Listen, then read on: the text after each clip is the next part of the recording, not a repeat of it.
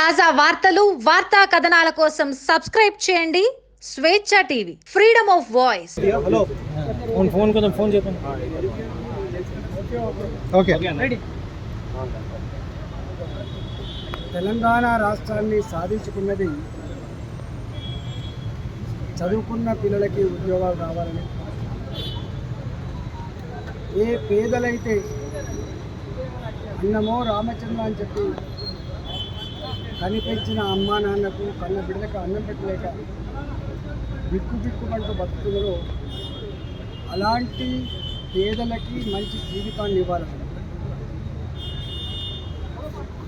దేశంలోనే తెలంగాణ అణచివేతకు దోపిడీ గురైన తెలంగాణ కాబట్టి సుసంపన్నమైన తెలంగాణ కావాలని చెప్పి ఆనాడు కులాలకు మతాలకు పార్టీలకు అతీతంగా కొట్లాడి తెలంగాణ తెచ్చుకుంటే ఈ 9 సంవత్సరాల కాలంలో తెలంగాణ రాష్ట్రంలో కేసీఆర్ ఒక రాజులాగా, ఒక చక్రవర్తిలాగా మానవ హక్కుల్ని ఉల్లంఘించి పరిపాలన కొనసాగించడమే కాకుండా ఏ రంగాల్లో చూసినా కూడా దోపిడీ తప్ప, సంపాదన తప్ప ఇంకో ధ్యేయం లేని పరిస్థితులు చూస్తాయి. చివరికి ప్రజాస్వామ్యంలో అధికారంలో కొనసాగే పార్టీలు ప్రతిపక్షంలో ఉండి ప్రజల పక్షాలను నిలబడాల్సిన పార్టీలని ప్రలోభపెట్టి తాయిలాలు ఇచ్చి,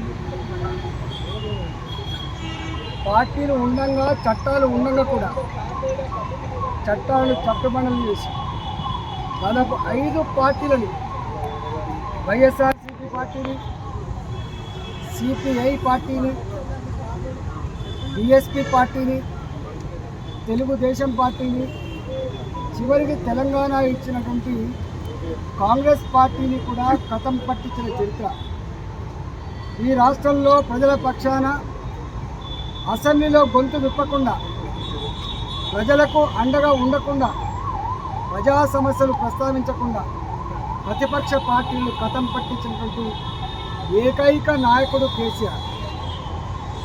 ఇవాళ ఆ కేసీఆర్ గారు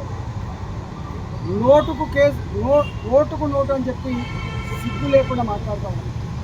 నేను అడుగుతా ఉన్నా, ప్రజాస్వామ్య చరిత్రలో ప్రజలు వాళ్ళంతటా వాళ్ళే రోడ్డు మీదకి వచ్చి నా హుజురాబాద్ ఎన్నికల సందర్భంలో నాకు 6,000 రూపాయలు చొప్పున డబ్బులు రాలేదు, నాకు 6,000 రూపాయలు చొప్పున ఓటు వేస్తాం, ఇది రికార్డులలో ఉన్నాయి, నేను చెప్పడం కాదు.